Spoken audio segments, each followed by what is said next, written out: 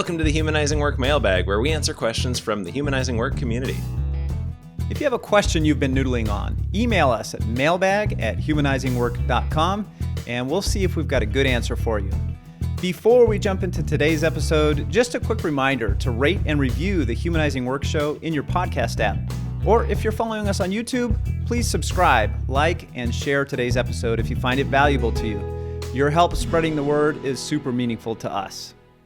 And on to this episode, a client reached out to us to ask about Agile success surveys. He was curious, can you trust the statistics? And how should we even think about success and failure and our chances for success? This client linked to a webpage that was a summary of various surveys on the topic as an example. So here's our answer to how to think about Agile success rates and surveys and such. I'm deeply skeptical of any of these studies. There's just too many variables, too many slippery concepts to do anything like a clean study that could draw rigorous conclusions. Just on the surface, how the researchers define Agile, waterfall, success, those are going to skew the results at best and beg the question at worst. For example, if you define success the way the Standish group does, which is often the standard used by these studies, let's see what they say. They say a successful project is one that meets the assumed schedule, cost, and scope. A challenged project meets 2 out of the 3 constraints, and schedule, cost, or scope is not met. A failed project is one that is canceled before it's completed, or is completed but not used. So if you use that definition of success, you end up really measuring how accurately you predicted the future, not whether your initiative achieved meaningful business results and or had positive long-term effects for the organization, let alone the people involved. And that's just the most basic question of what's success. Try to be any more nuanced in your study and it gets even worse. Now, you can believe some of the more trivial conclusions in these studies. For example, do a large majority of companies practice something today that they call Agile? Almost certainly.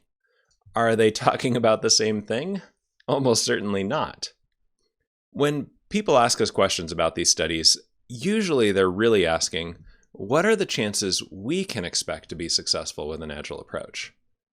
And that's a question more like, what are the chances I'll be successful with such and such a diet or workout program?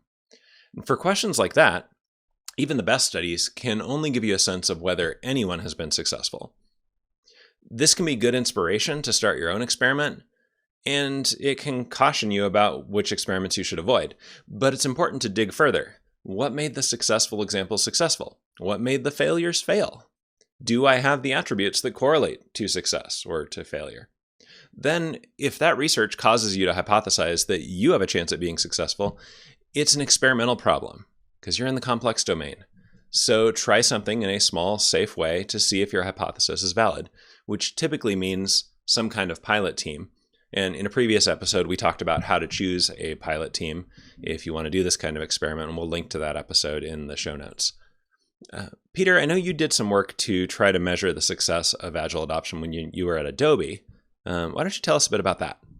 Yeah, and in fact, the pattern that you just described for how to get into it, where we pick a pilot team and then expand from there, apparently I was following your advice even 17 years ago, Richard, because that's what we did as well. Way to go fast, Peter.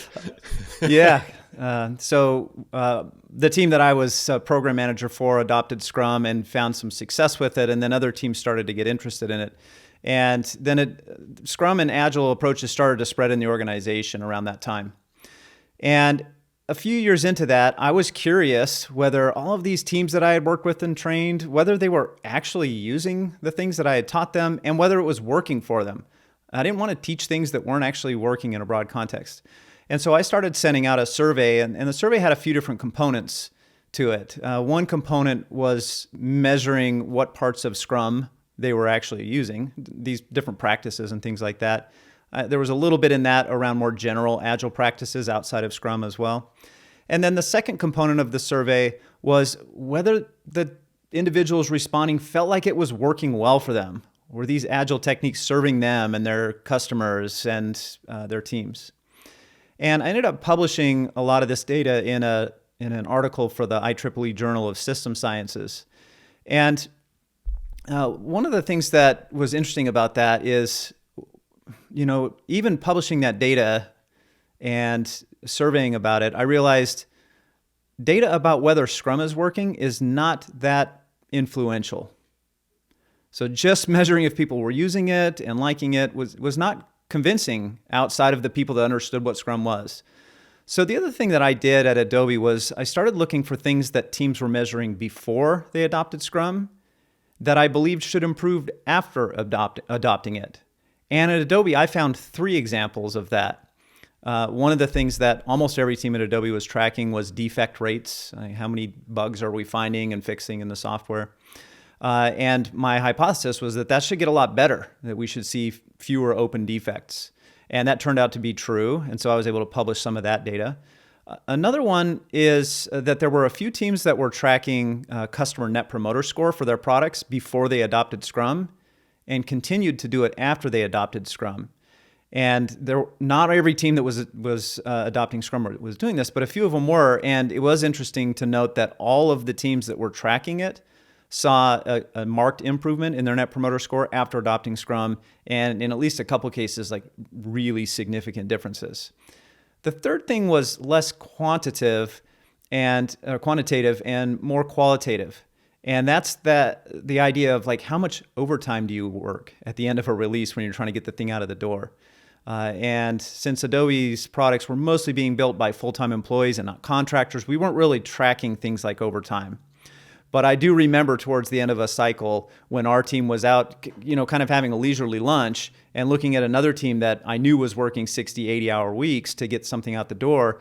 That team was one of the first ones to adopt Scrum after ours because they were saying, how is that team not working crazy hours right now? So looking for things like that was super useful to us.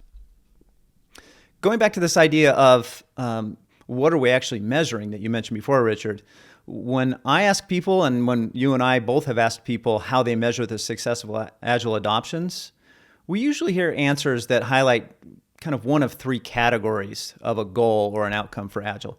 The first one, and we hear this from a ton of Agile coaches, is that Agile is successful if employees, if team members are more engaged, if they're finding more meaning in their work, if they're collaborating more effectively. Kind of a human focus from that one. Other people that we talk to mention, Agile is successful if the business is getting positive benefits. We're more successful at whatever our business does. And then the third one is an interesting one. It's like, we're successful if we're doing it, like kind of a process and structure measure. And often at the root of that is we want more predictability. We want more consistency across the teams. And I think that in different ways, all 3 of these are important. And most of us have a bias towards 1 or 2 of the 3 and against 1 or 2 of the 3 as being important. So when I think about measuring effectiveness, I think it's probably worth examining our own blind spots to which of those categories kind of bugs me a little bit. And I don't think that matters that much because there are probably stakeholders that do care about that. And if I overlook it or even talk down on it, that's likely to have a negative impact on how effectively we can adopt these types of techniques. The other factor I would consider is that things like net promoter score are really convincing. Net promoter score went up 30 points after we adopted Scrum. That's pretty convincing, but it's also a really lagging indicator. And so the other thing I think that is important to do is to look for the leading indicators and start measuring those until you can get the better data. Yeah, and for that, I think you have to see enough teams to start knowing what's correlated with the positive lagging indicators. I know we've done some work capturing sets of habits that we see on successful Agile teams and how those roll up into kind of coherent strategies to produce particular outcomes, like actually delivering anything reliably or delivering value. Interacting with and understanding customers and like that sort of thing. And so as we look for what are the practices or what are structural factors like team composition, if you've got a fully cross-functional team, that's an early indicator that like the right people are on this team, you have a better chance of success. Or we see habits like vertical slicing and frequently getting to done. that's a clue you're probably delivering more value and seeing more feedback, probably going to lead to those lagging indicators. Or behaviors like interacting directly with customers and explicitly forming hypotheses to test. That suggests you're going to be iterating your way towards more customer value. So once you've seen now hundreds of teams like we have, you start to see certain structural factors, behaviors, practices, habits correlate to the positive outcomes. And we start watching for those on a team. And it's not definitive. You can have a team that has a lot of those things and doesn't produce good outcomes. And you can have teams that produce good outcomes without some of those factors. Correlation is not causation, but there is definitely some strong patterns in the correlation there. Yeah. So to summarize, if you want to measure your Agile adoption, start by getting clear on the goals for that Agile adoption in the first place. And remember, different stakeholders probably value human, business, and process benefits differently. And since the best data will take a long time to get, look for leading indicators that you can measure until you can get that better data. And back to the original question, take those big industry surveys on the success of Agile with a grain of salt, even if they tell you the result you want. Even when the research methodology is good, which is rare, how they define key concepts like success and Agile may be very different from the Agile you're considering and the success you're hoping for. We hope you found this answer helpful.